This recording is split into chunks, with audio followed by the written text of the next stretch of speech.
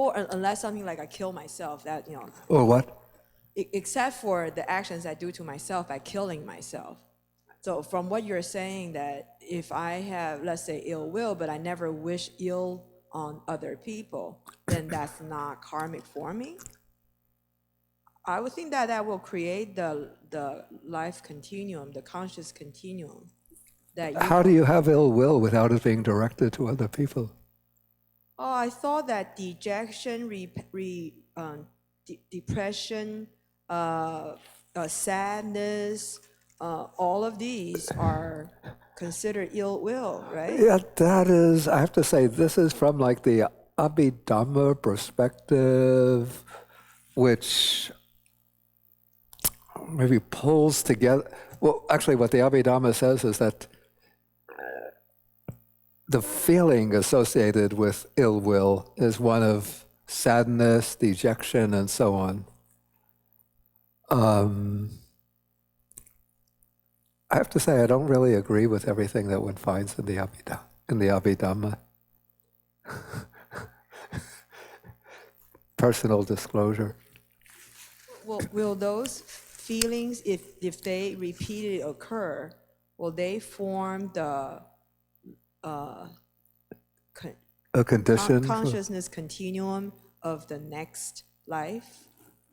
I'd say that they are sort of tendencies that will be within the stream of consciousness, but I don't think that those feelings by themselves create karma that's capable of generating the rebirth consciousness. Thank you. Okay, and take the wireless mic. I hope it works this time. Yeah. Good afternoon, Bhante. Yeah.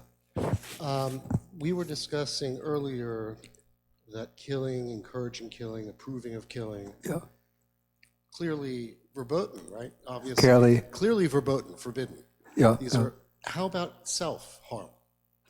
If for some reason I think the world would be better off, my family would be better off, without me as a albatross around the neck of society. Yeah. I'm ailing, I'm getting older. Yeah. I'll take a day of food, go onto an ice floe, and go visit the Arctic. What would be an appropriate sutta to look to see if that kind of behavior is acceptable, whereas killing, encouraging killing, and relishing in killing are not? You mean killing oneself? Yes. By going off to an ice floe? Well, it was a picturesque ending. But just a simple act of killing oneself? Yes. I don't find this actually discussed within the suttas themselves. I would just have to give my own guess about this. And my guess is that killing, everything depends on the intention and the state of mind. So usually people kill themselves when they're in a state of deep depression, misery, and so forth. So it's an unhappy state of mind. So my conjecture would be that they head to a bad rebirth, but I doubt that this would lead, in my opinion, that it would lead to a rebirth in the hell realms. My guess would be that it would lead to a rebirth in the realm of the pretas, what's called the hungry ghosts. Because those are beings that are depicted as living in misery, but they're not experiencing extreme pain inflicted upon them. So I think the precept for against killing gets primarily formulated on the understanding that people want to live and don't want to die. They want to survive, not to perish. And so from that perspective, when you kill another person or another being, you're going contrary to the basic desire of that other person, the desire to go on living. And so if you don't want to live yourself because you're in a state of misery, then you're not sort of violating another person's desire to live. That's my supposition. Anybody else have any thoughts about this?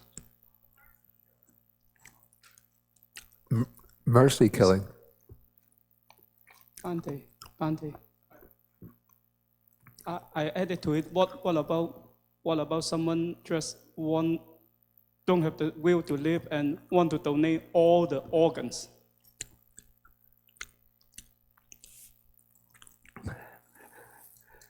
Okay, first, Yurong said mercy killing.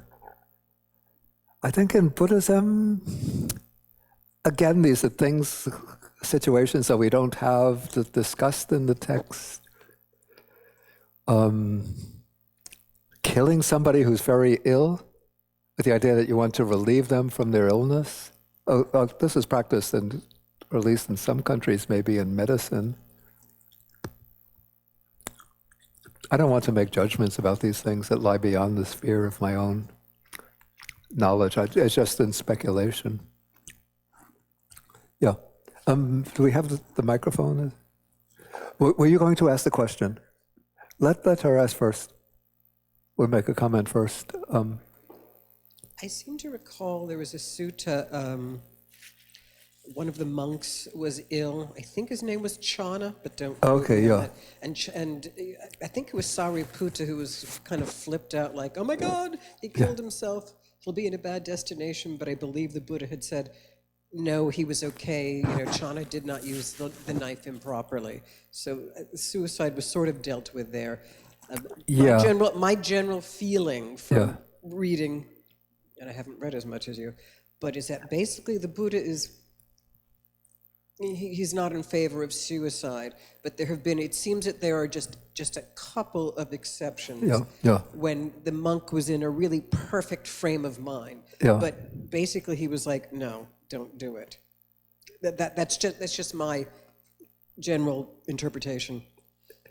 Yeah, in this case... he's not in love with the idea. Yeah, there's a monk, Channa, and there's another... It's another monk, too. Vakali, I believe this is, the Vakali Sutta.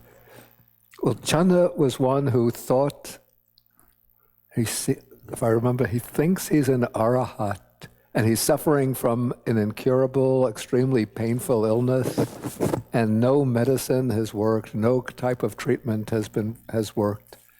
And so he tells Sariputta and another monk, I'm going to use the knife. And then Sariputta says, don't use the knife, we want you to go on living. But he says, I've tried everything, nothing is working, I'm in extreme pain, and I will not die as an ordinary person. And then Sariputta sort of tests him by asking some questions, and he answers them correctly. And then he uses the knife and takes his life. Then Sariputta reports this to the Buddha, what happened to the Buddha. And then Sariputta asks, what was his destination? What was his next rebirth? And then the Buddha says,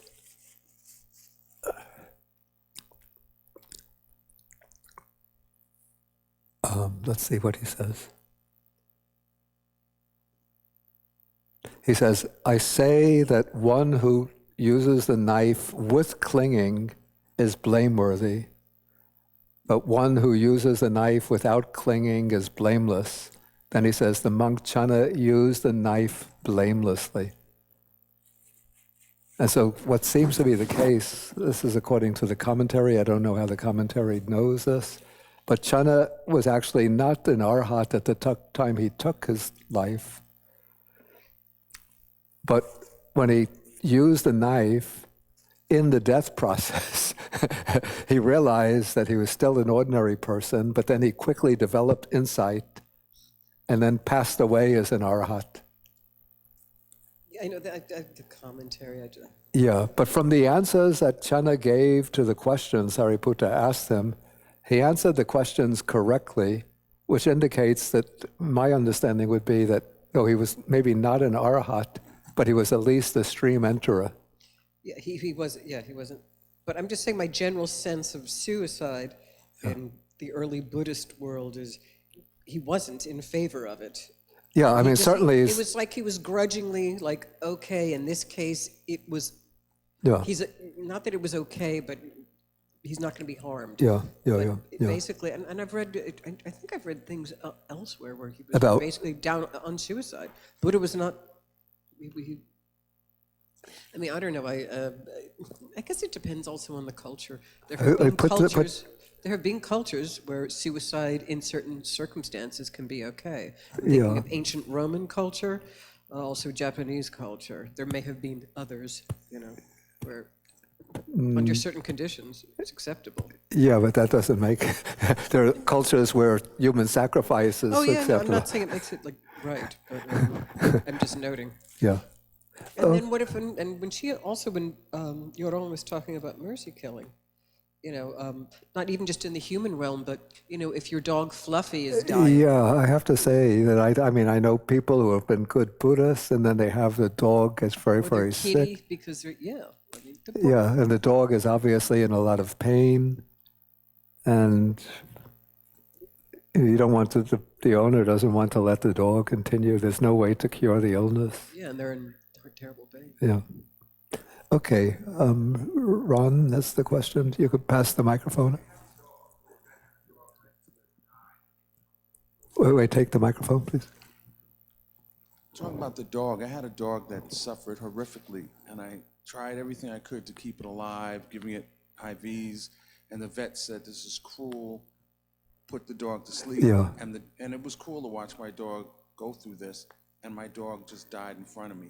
In a case like that, is it okay to euthanize the dog? Because we want to prevent, I'm guessing, as Buddhists, we want to prevent suffering. Yeah, yeah, yeah. So, but the first precept says you're not supposed to kill. Yeah. So how do we resolve that conundrum? Yeah, I mean, I don't want to sort of And be. how do we do that with human beings too? You could have a human being that has cancer Yeah, and they're suffering. yeah, And my understanding is when the Buddha one of the concepts of Buddhism is to help prevent suffering, to find the answer to suffering. So if you're taking your life to prevent suffering, yeah, is that wrong? yeah. Or if you're ending your dog's life to prevent suffering, how do we resolve that? And how do we resolve that in our practice as Buddhists? If there's misery and you're just trying to, because Yeah. my understanding is one of the goals of Buddhism is for us to find a way out of samsara. Yeah, And if samsara is too great, whether it's for your dog or whether it's someone who's terminally ill, yeah, is suicide an option to yeah. get out of samsara? Okay, let's deal with, in the case of a pet, I'd say when the pet is really in intense pain, I don't want to be advocating anything contrary to the Buddhist precept, but I'd say that if one arranges for the dog to be, quote, put to sleep, I don't blame anybody for doing that. But when it comes to human life, my great-grandmother is very ill, so I'm not going to tell the doctor, put her to sleep, to take an active measure to end her life. But if I'm extremely ill myself, I don't know whether in this country is it legal at all? Yes, some states. In some states. Oregon, Montana? Yeah, probably under very special circumstances. Yeah. Yeah. Yeah. Yeah, so I would say in that case that, in my opinion, that there's nothing blameworthy in making that choice for oneself. But it has to be very, very careful, and it has to be done, with medical advice, with medical consultation. I know some people say, oh, you should be able to endure any amount of pain, but when you're in a persistent, extremely excruciating pain, it's sometimes difficult.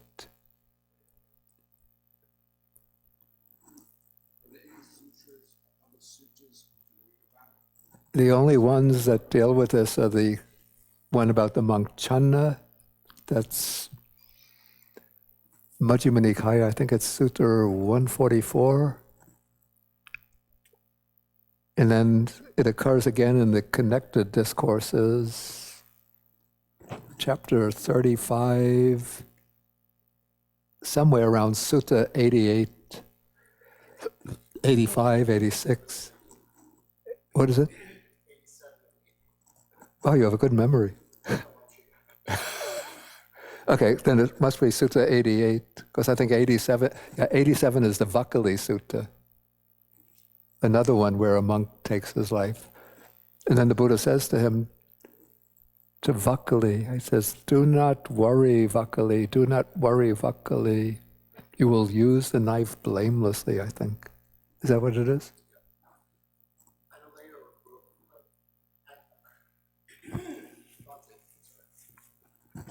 There have been writings on the canon Yeah. written by people I respect. Analayo wrote a piece in 2010, so it can be Googled and be found in online to see how other thinkers who are far deeper into the canon than I am, for example, would read those different. Well, if you're enlightened, you're enlightened. If you're not enlightened, you're not enlightened. Yeah.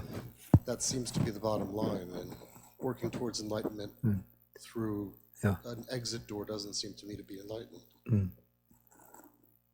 Okay, one more and then we'll have to end for the day. Bhante, I encountered a situation like what they discussed.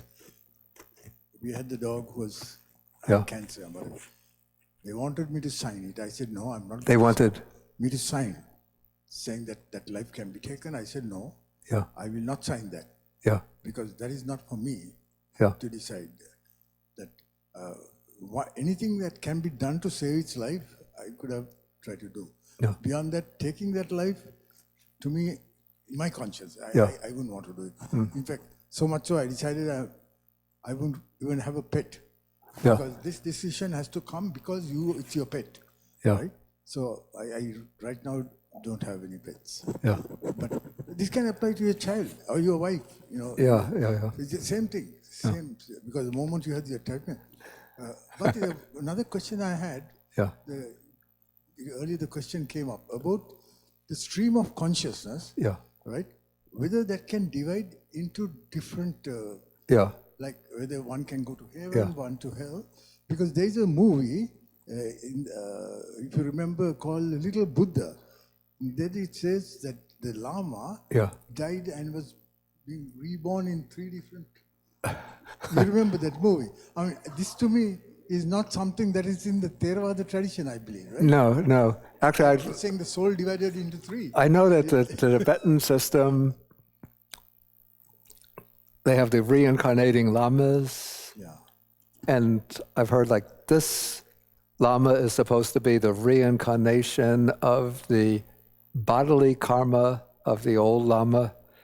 This lama is supposed to be the reincarnation of the verbal karma of that lama, of the same lama, and this little lama here is supposed to be the reincarnation of the mind karma of the old lama.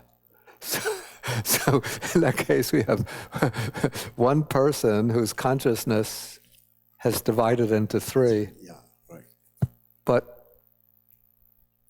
I mean, would be like a very unusual case. I mean, that's So normally it's not part of the tradition, though, right? Not in it's not based on the Theravada tradition. old Buddhist teachings. Yeah. Thank you, Bhante. And it only applies in the case of these special reincarnating, what they call them, tulkus, because they are supposed to be very highly accomplished, so they can perform the feat of just dividing up their consciousness into 3 different modes of rebirth. Okay, we'll have to end for the day, so we'll end with 3 half bows.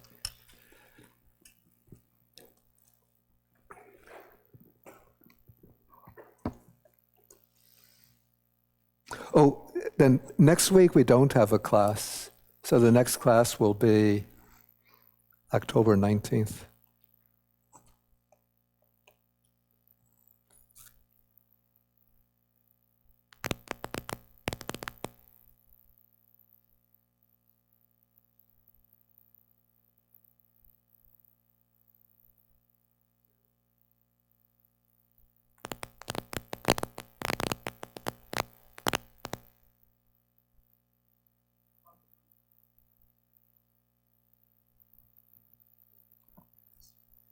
I thought you not.